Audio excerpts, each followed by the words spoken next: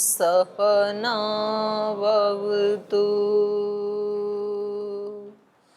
सहनौ भुनक्तु सह वीर्यं करवावहै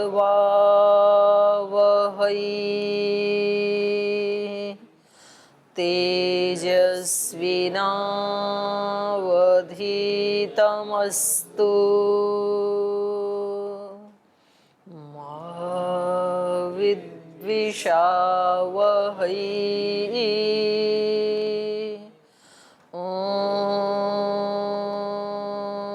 शांति शांति शांति।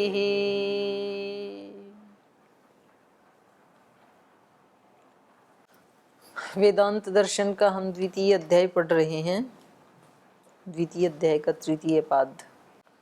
और वेदांत जो है वो दर्शनों की श्रृंखला में सबसे अंतिम दर्शन है। वेदांत पढ़ते समय बस केवल ब्रह्म ही रह जाता है। तो इसलिए आप लोगों में भी कुछ जो है वो वेदांत पढ़ते पढ़ते समाधि लग जाती है आपकी। तो समाधि में नहीं जाना, पढ़ाई करना है, सोना नहीं आपको। तो प्रसंग क्या चल रहा है आप ही बताइए, क्या प्रसंग चल रहा है?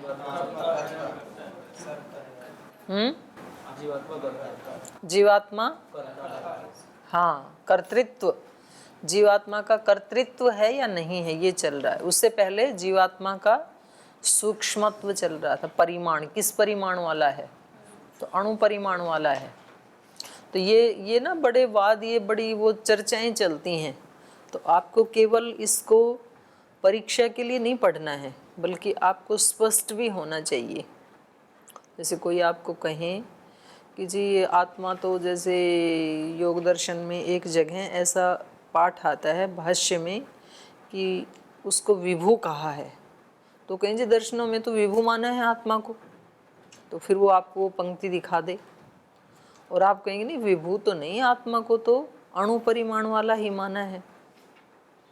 तो बोले आप सिद्ध करो कैसे? तो आपको पता होना चाहिए कि विभू मानेंगे तो ये दोष आएंगे, और अणु परिमाण वाला मानेंगे तो ये दोष ऐसे ऐसे मिट जाएंगे। और कुछ आपको प्रमाण भी याद होने चाहिए अणु परिमाणत्व के। और ऐसे ही बोले आत्मा तो करता है नहीं, अकर्ता है। गीता में भी आत्मा को क्या माना? अकर्ता। क्या श्लोक है वो? विमूढ़ आत्मा कर्ता हमिति मन्यते। पूरा श्लोक याद नहीं है, इतना शब्द मेरे को याद है उसका, कि वो सारे क्या हैं? विमूढ़ आत्मा हैं जो अपने आप को कर्ता, मैं करता हूँ ऐसा मानते हैं। तो यहाँ पर क्या चल रहा है कि कर्तृत्व आत्मा का ही है। तो दोनों में कैसे संगति बैठे? तो इसलिए इन प्रसंगों को ना हमें बहुत प्रामाणिकता से पढ़ना है। तो इन्होंने कल 2-3 हेतु दे करके ये बताया था। पहला हेतु क्या बताया था? कर्ता शास्त्र अर्थवत्वात्। यहाँ से शुरू हुआ ना कि शास्त्र अर्थवान होगा ही तब जब आत्मा को कर्ता मानेंगे। क्योंकि क्या कह रहा है वेद? कुर्वन्ने वेह कर्माणि जिजी विशेषतम समा कुर्वन्न एव इह। यहाँ इस संसार में आपको जीना है तो कैसे जीना है? कर्म करते हुए ही जीना है। इसलिए ये भावना ही हटा ले व्यक्ति कि जी अब तो रिटायर हो गए तो बस जो करना था कर लिया, अब तो सारी जिंदगी आराम से बितानी है। या 4-5 साल पढ़ाई करने के बाद बोल जी जो पढ़ना था पढ़ लिया, बस अब तो सारी जिंदगी आराम से बितानी है। और दूसरे भी कह देते हैं कि भाई 4-5 साल मेहनत कर लो, उसके बाद तो आराम से ही जीना है। तो वेद कभी भी अंतिम श्वास तक आराम से जीने की बात नहीं करता है। व्यक्ति क्या चाहता है? जीऊं तो सही मैं, लेकिन काम ना करूं। मरना तो नहीं चाहता है कोई भी। मैं जीऊं तो सही, लेकिन कैसे जीऊं? आराम से जीऊं, माने काम ना करके जीऊं, ऐसा व्यक्ति चाहता है। और वेद उससे उल्टा कहता है जियो तुम 100 साल जियो, लेकिन कैसे जियो? कर्म करते हुए। कुर्वन्। तो यदि ये कर्ता नहीं होता तो वेद ऐसा आदेश क्यों देता? तो वेद की सार्थकता ही इसमें है कि आत्मा क्या हो? कर्ता। उसके कर्तृत्व में ही वेद की सार्थकता है। और कैसे जिए? मंगलाचार युक्त स्यात्, मंगल आचरण से युक्त होकर के जिए। तो ये सारे विधि निषेध हैं, ये सब पर इस जीवात्मा के कर्तृत्व की ओर ही इशारा करते हैं। नहीं तो ये सारा शास्त्र व्यर्थ हो जाता, विधि और निषेध सारा व्यर्थ हो जाता यदि ये कर्ता नहीं होता तो। और विहारोपदेशात उपादानात्, तो ये 3 हेतु देकर के बताया कि आत्मा ही करता है। अब चौथा हेतु दे रहे हैं, व्यपदेशाच्च क्रियायाम न चेत निर्देश विपर्ययः। करें क्रियायाम व्यपदेशाच्च, क्रिया का व्यपदेश होने से, माने क्रिया में उस कथन के होने से, जो भी क्रियाएं हैं उसमें भी क्या व्यपदेश किया है? आत्मा के कर्तृत्व का ही व्यपदेश किया है। न चेत, और कोई कहे कि नहीं ये तो आत्मा के कर्तृत्व के लिए कथन नहीं हुआ, तो कहा कि निर्देश विपर्ययः, तब तो वो जो निर्देश दिया है उन वचनों में वो विपरीत ही हो जाए, उल्टा ही हो जाए, फिर तो उसका निर्देश का विपर्य ही हो जाए। तो कैसे निर्देश दिया, कैसे विपर्य होगा, वो हम भाष्य में पढ़ते हैं। विधीयमानानां क्रियायाम आत्मनः कर्तृत्वं व्यपदेशात् अपि जीवात्मा कर्ता गम्यते। उसमें क्या था? अहंकार विमूढ़ात्मा कर्ता हमिति मन्यते। दूसरा प्रकृते क्रियमाणानि गुणै कर्मणि सर्वशः, प्रकृति के द्वारा ही ये सारे कर्म किए जाते हैं। अहंकार विमूढ़ात्मा कर्ता हमिति मन्यते, जो अहंकार से युक्त विमूढ़ आत्मा, विशेष मूढ़ आत्मा है, वो सोचता है कि कर्ता मैं हूँ। तो वहाँ एक अलग प्रसंग है, तो उसकी चर्चा फिर हम अभी नहीं करेंगे, नहीं तो पाठ हमारा बाधित होगा, बाद में करेंगे पूरा प्रसंग होने के बाद।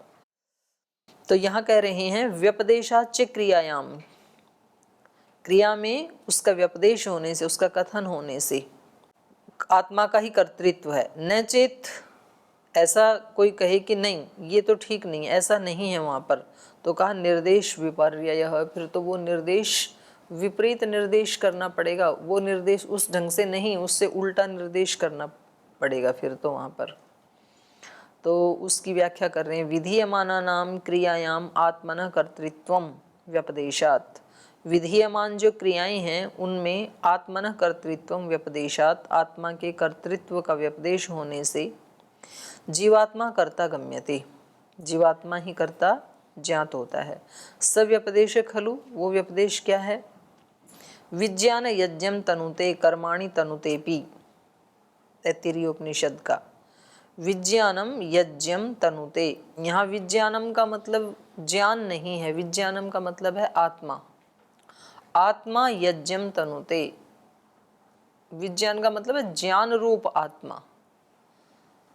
तो अलग अलग बोलते हैं ना हम, हे ज्ञान रूप भगवान, कभी बोलते हैं सत्य रूप भगवान, सत्य ही नारायण है, या प्रेम रूप भगवान। तो भगवान के जो जो गुण हैं वो तद्रूप ही है। तो यहाँ पर भी विज्ञान रूप, तो ये आत्मा विज्ञान वाला है ना, तो इसलिए यहाँ पर विज्ञानम यज्ञम तनुते, माने विज्ञान रूप जो आत्मा है वो यज्ञ का विस्तार करता है। तनुते पीछे अत्र यज्ञ क्रियायाम कर्म विधौ, तो यहाँ पर यज्ञ की क्रिया में जो कर्म का विधान किया जा रहा है, विज्ञानम इति, विज्ञानम इति माने विज्ञान रूप आत्मा कर्तृत्वेन निर्दिष्ट, यहाँ ज्ञान रूप विज्ञान रूप आत्मा को कर्ता के रूप में निर्दिष्ट किया गया है। विज्ञानम ही आत्मा, विज्ञान क्या है यहाँ पर? आत्मा। यो विज्ञाने तिष्ठन् विज्ञानादंतरो यस्य विज्ञानम शरीरम, उसी की पुष्टि कर रहे हैं दूसरे वचन से कि यहाँ पर आत्मा क्या है? विज्ञानम ही आत्मा। यद्यपि ये तो वहाँ पर परमात्मा परक है कि वो परमात्मा क्या है? ज्ञान रूप ही है, लेकिन उसमें सब कुछ का ज्ञान है लेकिन आत्मा में अल्प ज्ञान है, लेकिन है ये भी ज्ञान रूप ही, अज्ञान रूप नहीं है ये भी। तो उसकी पुष्टि कर रहे हैं कि देखो वहाँ पर भी कहा है विज्ञानम ही आत्मा, विज्ञान को ही आत्मा कहा। यो विज्ञाने तिष्ठन, जो ज्ञान में प्रतिष्ठित रहते हुए भी विज्ञानात अनंतर है, विज्ञान से भिन्न है। यस्य विज्ञानम शरीरम, विज्ञान जिसका शरीर है। और दूसरा आगे कह रहे हैं अत्र यह आत्मनि तिष्ठन आत्मनोनंतरो यस्य आत्मा शरीरम इति पाठांतरम। और वहीं पर ही जो ऊपर वाला था वहीं पर ही अगला ही पाठ क्या है बृहदारण्यक में, यह आत्मनि तिष्ठन आत्मनो अनंतरो, मतलब केवल एक शब्द का भेद है।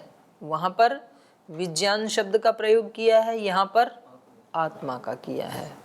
तो दोनों संहिताओं में बाकी का पाठ वैसा ही है, केवल मात्र एक विज्ञान और आत्मा का अंतर है। तो इससे ये पता चलता है कि पहले वाला जो पाठ है उससे किसी को कन्फ्यूजन ना हो, तो उसको स्पष्ट करके अगली पंक्ति में बता दिया कि यहाँ विज्ञानन का रूप मतलब क्या है, आत्मा। तो आत्मा शब्द का पाठ कर दिया। यह आत्मनि तिष्ठन आत्मनो अनंतर है, जैसे ऊपर था ना विज्ञाने तिष्ठन विज्ञानात अनंतर है, तो उसको स्पष्ट किया है। ऊपर था यस्य विज्ञानम शरीरम और यहाँ हो गया यस्य आत्मा शरीरम। तो ये दूसरा जो संहिता है उसमें पाठांतर है, तो पाठांतर होने से और ज़्यादा स्पष्ट हो गया कि विज्ञान यहाँ आत्मा के लिए प्रयुक्त हुआ है। यदि विज्ञानम इति निर्देशो न आत्मन किंतु बुद्धि निर्देशो अस्ति इति केनचित उच्येत तर्हि निर्देश विपर्ययः।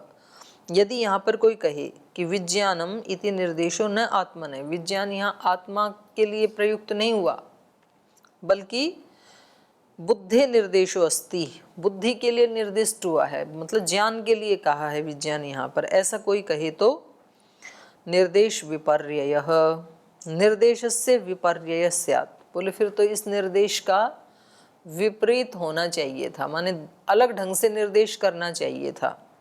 क्या करना चाहिए था, विज्ञानम इति विज्ञानम यज्ञम तनुते। यदि विज्ञान का मतलब विज्ञान ही होता या बुद्धि होता तो अभी तो क्या है विज्ञानम यज्ञम तनुते, प्रथमांत है ना, विज्ञान ने यज्ञ का विस्तार किया, माने आत्मा ने यज्ञ का विस्तार किया।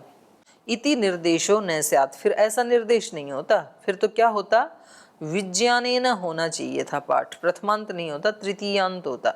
विज्ञानेन यज्ञम तनुते, ज्ञान से बुद्धि से, क्योंकि फिर ये विज्ञान क्या हो जाता है, एक करण हो जाता, साधन हो जाता, और करण में हमेशा तृतीया विभक्ति आती है, तो फिर तृतीयांत होता।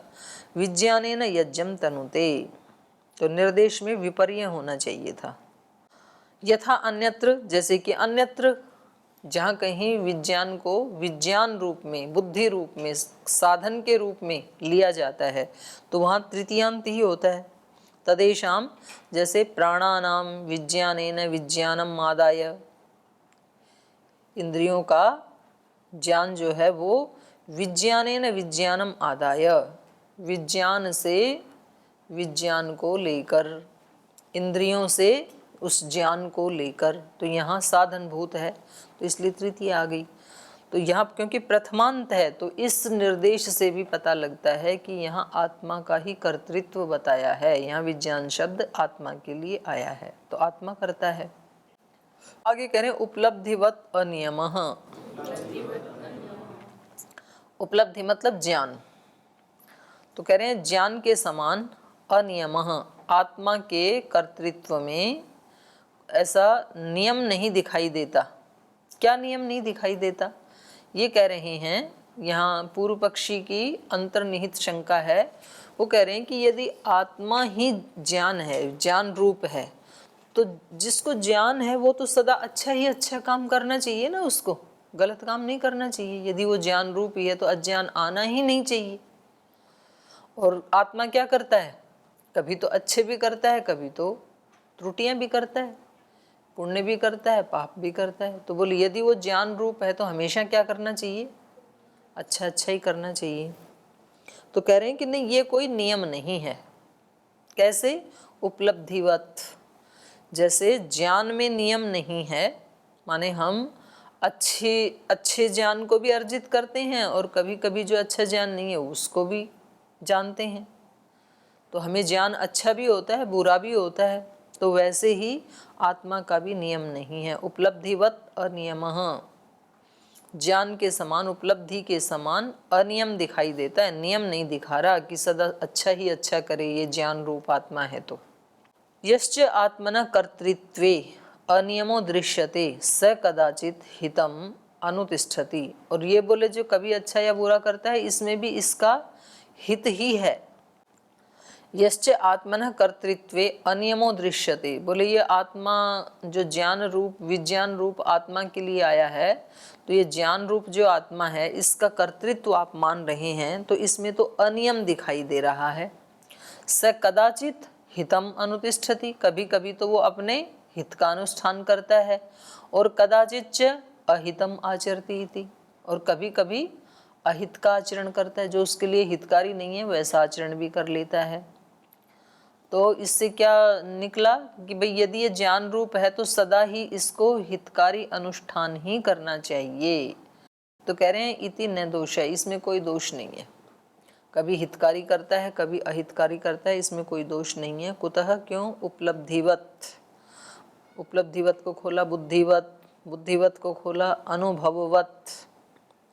तो यहाँ बुद्धि के लिए न्याय दर्शन का वो दे रहे हैं, बुद्धिर उपलब्धिर ज्ञानम इति अनर्थांतरम। बोले बुद्धि उपलब्धि ज्ञान इन तीनों में से कोई भी शब्द आए तीनों का अर्थ ज्ञान ही होता है, ये समानार्थक हैं तीनों।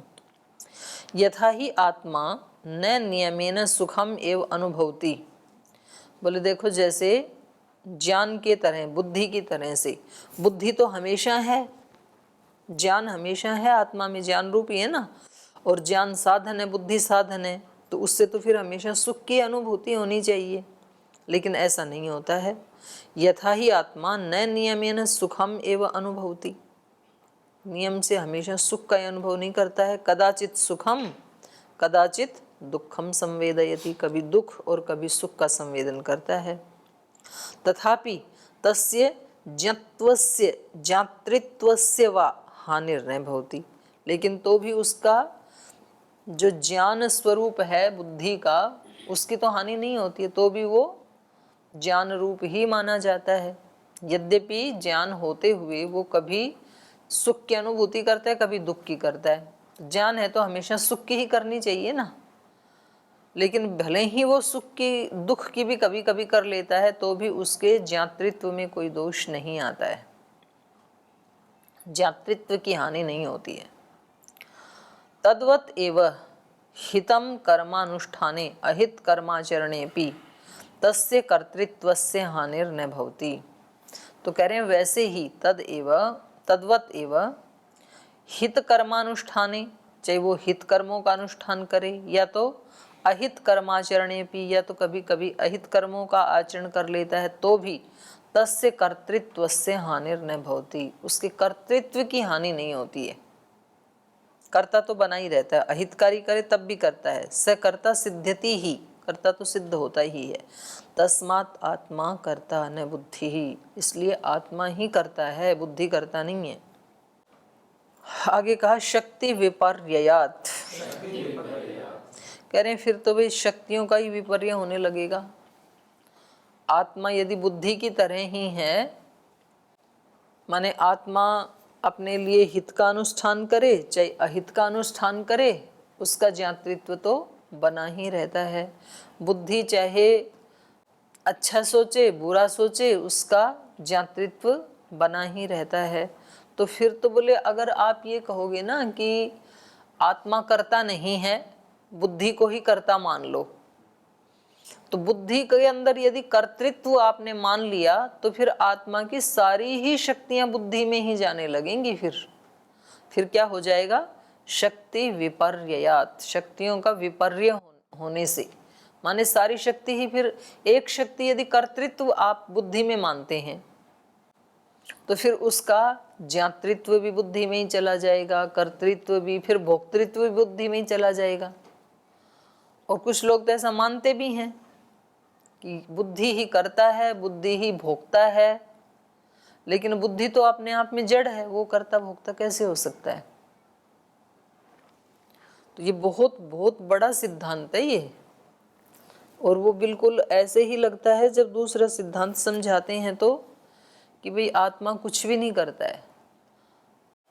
और इसके लिए फिर दूसरे जो शास्त्र हैं उनमें भी आता है, जैसे इसमें सांख्य आदि में, कि भोग का अवस्थान कहाँ होता है? वही तो कह रही हूँ, चेतन पर्यंत होता है ना। चिदवसानो भोग का मतलब क्या है कि भोग कहाँ तक जाते हैं? बुद्धि तक थोड़ी जाते हैं, उनका अवसान होता है चेतन में, चिदवसान। तो उससे स्पष्ट पता लग रहा है कि भोक्ता कौन है? आत्मा ही है। तो जो भोक्ता है वही कर्ता होता है, कर्ता भी वही है। तो ये कह रहे हैं यदि बुद्धि को आप कर्ता मानेंगे, आत्मा को कर्ता नहीं मानेंगे, तो शक्ति विपर्ययात, आत्मा की शक्तियों का विपर्य होने लगेगा फिर। इसलिए भी आत्मा को ही कर्ता मानना चाहिए। यदि ही आत्मा कर्ता न स्यात्, यदि आत्मा को कर्ता नहीं मानेंगे, तद भिन्नायाम बुद्धौ कर्तृत्वं स्वक्रियेत, यदि उससे भिन्न बुद्धि में कर्तृत्व को स्वीकार करते हैं तो तस्यात्मन शक्ति विपर्य दोष प्रसज्जेत, उस आत्मा की सभी शक्तियों का विपर्य होने लगेगा, क्योंकि सारी शक्तियां फिर बुद्धि के पास ही आ जाएंगी जो आत्मा की शक्तियां हैं, तो दोष आने लगेगा। क्योंकि बुद्धिर ही तस्य करणम, बुद्धि तो क्या है? उसका करण है, कर्ता का। यदा करणम एव कर्तृत्वम गच्छेत तदा बुद्धिरेव सुख दुख ज्ञात्री संपद्येत, जब करण ही कर्ता हो जाए, ये ठीक है कभी ऐसी विवक्षा होती है सोकरी आदि की, तो करण को भी कर्ता कह देते हैं कि भाई खेत में वो जो काटने वाला ना, इतना उसकी धार इतनी तीव्र है, दरांती आदि, तो बोले ये क्या काट रहा है? दरांती ही काट रही है। तो दरांती अपने आप थोड़ी काट रही है, वो तो भाई वो इतना उससे काटती है, सहजता से जल्दी जल्दी काटती है, मतलब पैनेपन के कारण, कि कोई जोर नहीं लगता है काटने वाले को। तो सौकर्य का अतिशय हो रहा है वहाँ पर, तो उसमें कह दिया जाता है, नहीं तो दरांती कोई रखा ही खेत में, जाने की जरूरत नहीं है इसको। तो ऐसे ही यहाँ बुद्धि के बारे में जो कह दिया जाता है तो वो अलग ढंग से कहा जाता है।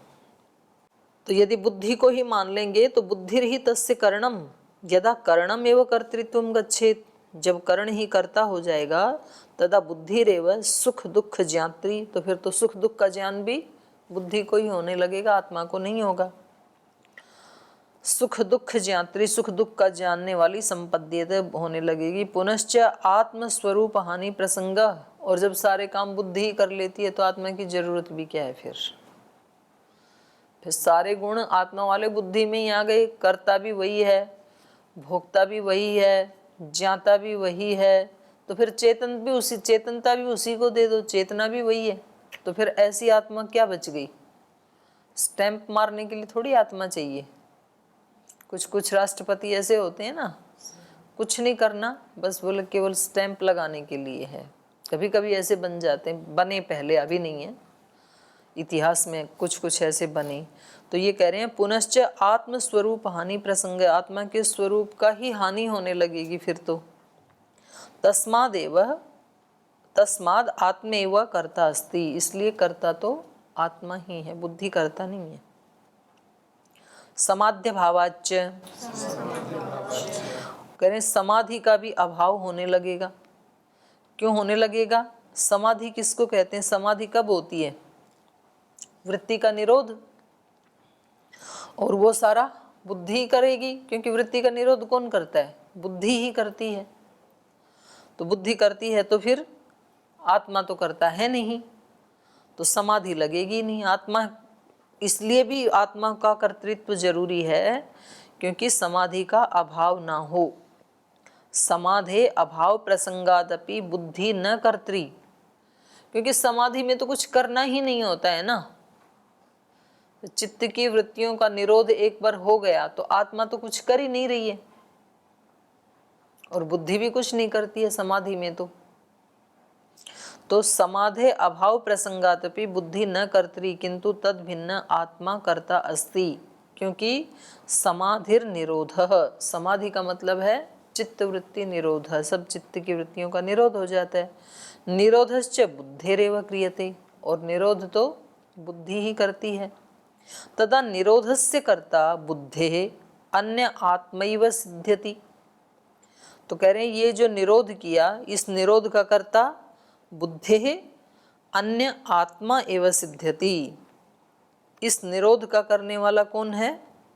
बुद्धि से भिन्न जो आत्मा है वही सिद्ध होता है। क्यों? अन्यथा समाधिर न संपद्येत, नहीं तो समाधि संपन्न ही नहीं होगी। बुद्धि का काम है जानना, और बुद्धि को कारण बना करके अभी चित्त वृत्तियों का निरोध कौन करता है? आत्मा करता है। और बुद्धि को ही कारण बना करके समाधि से नीचे आकर के चित्त वृत्तियों का उदय कौन करता है? आत्मा ही करता है। तो आत्मा को कर्ता मानेंगे तब तो समाधि सिद्ध हो जाएगी, लेकिन आत्मा को कर्ता न मान के बुद्धि को यदि कर्ता मानेंगे तो समाधि सिद्ध नहीं होगी। तदा निरोधस्य कर्ता बुद्धे अन्य आत्मा एव, तब निरोध को करने वाला बुद्धि से भिन्न आत्मा ही सिद्ध होता है। अन्यथा समाधिर न संपद्येत, नहीं तो समाधि संपन्न ही नहीं होगी। न ही कर्ता स्वस्य निरोधम करोति, क्योंकि जब बुद्धि को आप कर्ता मान लेंगे तो निरोध करने वाला किसका निरोध कर रहा है? खुद का ही। बुद्धि क्योंकि चित्त वृत्तियां कहाँ रहती हैं? बुद्धि में ही रहती हैं, और खुद का निरोध नहीं करता है।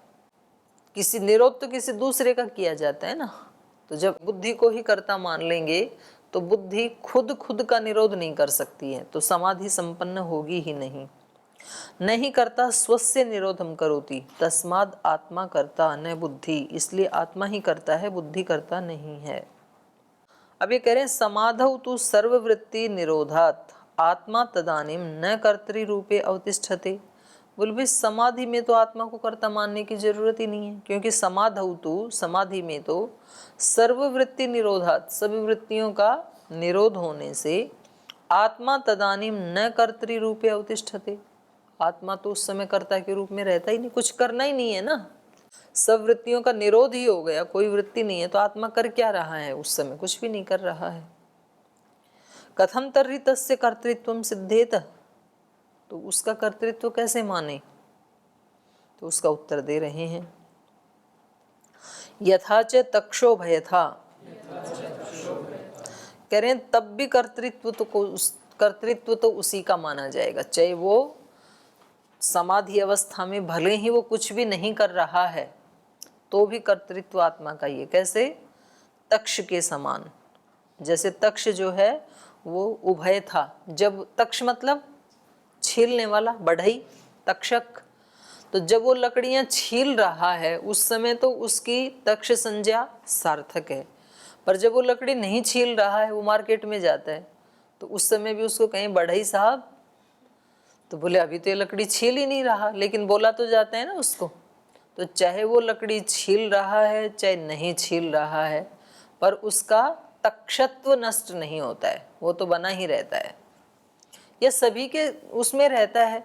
जैसे कोई खाना बना रहा है, तो जब खाना बना रहा है तब तो उसको भट्ट कहते हैं, पर जब खाना नहीं बना रहे तब भी उसको बोलते हैं भट्ट जी। तो बोले अब तो खाना बना ही नहीं रहा ये, तो उसके कर्तृत्व में कोई दोष नहीं आता है। तो ऐसे ही आत्मा बुद्धि के माध्यम से जब चित्त की वृत्तियों को उठा रहा है तो भी कर्तृत्व उसका ही है, और बुद्धि के माध्यम से जब सब चित्त की वृत्तियों का निरोध कर दिया, अभी कुछ भी नहीं कर रहा है समाधि अवस्था में, तो भी कर्तृत्व उसी का ही है, कर्तृत्व का नाश नहीं होगा।